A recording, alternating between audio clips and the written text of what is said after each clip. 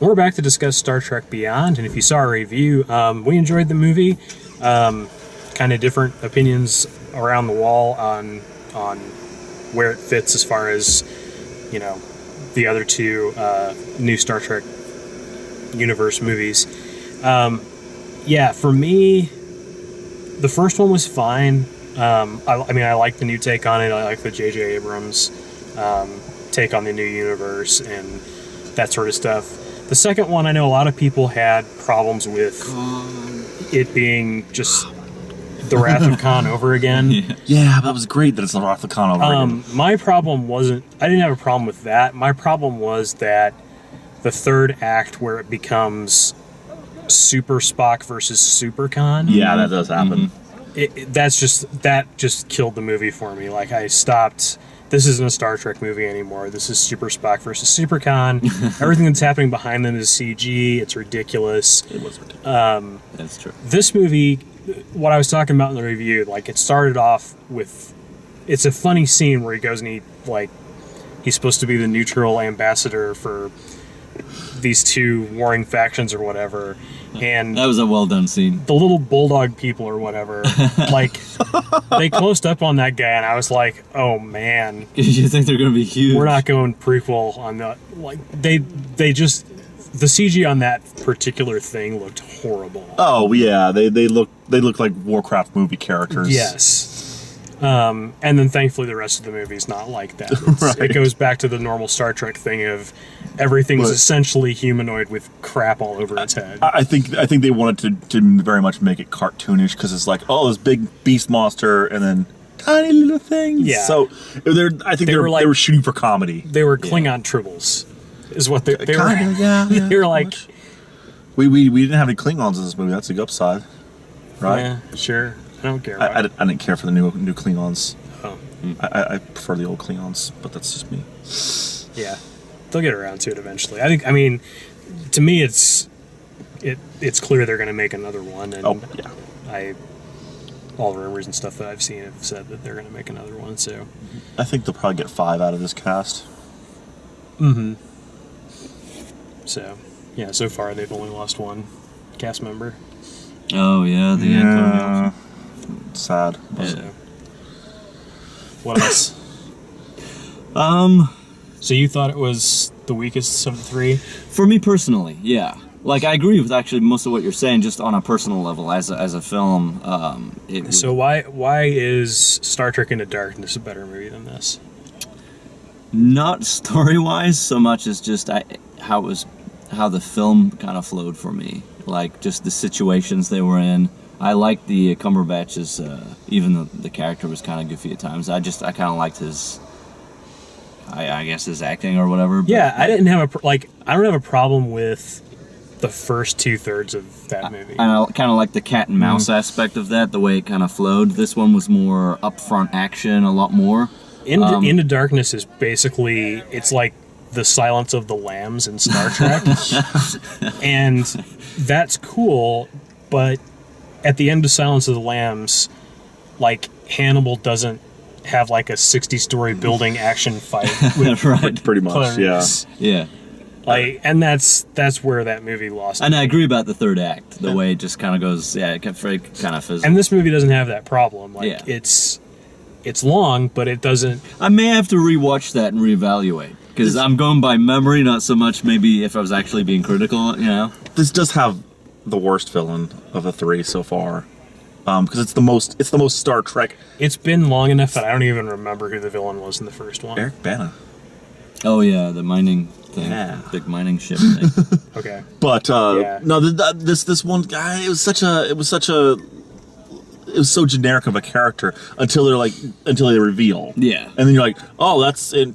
No, it really doesn't make any difference, does it? I think that's a neater. I think the twist in this story worked. Mm-hmm. There were a lot of them, and I think they all... And it was a late reveal. They all worked, and they all paid off. And it didn't feel like... Benedict Cumberbatch as Khan is a kind of tough act to follow. Like, you can see where Idris Elba was on their short list to put into that next role. But really, have the Star Trek movies ever delivered a villain that's like? Yeah, it They brought kind of back yeah. they brought back TV Con. Like he's the best. That's movie actually villain. usually the problem with the biggest problem with Star Trek movies is they make these villains that are just kind of awful. I can name like 4 of them that were okay, and the rest of them were just like, come on, why'd you do that? Right. Make it a generic Romulan and call it good. But yeah, the upside is the Beastie Boys help save the universe again. Which the trailer totally spoils. Yeah. Well, kind of. They didn't spoil the exact hows, but they said, hey, sabotage is going to be in this movie. They, as soon as they said that was going to be in the movie, and then she had like the fight the power radio, and they were using the trailer shots of him going, "Is that music?" I was like, "All right, they're saving sabotage for the big action sequence." Like I didn't get exactly how it was going to play into it, but when they were like, "We need to broadcast some kind of noise on the frequency," It's clever. It's clever. no, I mean, no, it's clever. That was in the first movie. It's clever, but it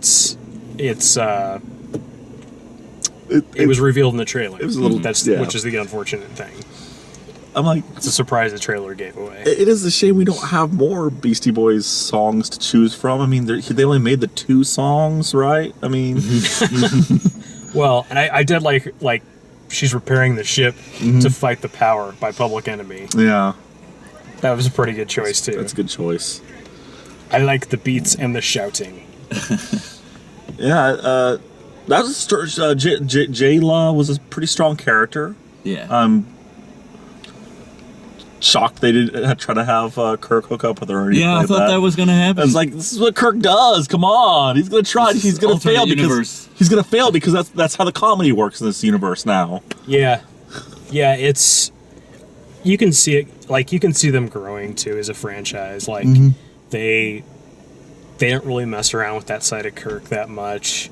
There was all of that like ruckus about Sulu being outed as gay in the movie, which is like a 10-second. As well, yeah. Which one is tiny little- which is to say, he's walking away from the rest of the crew with his partner, and that's it.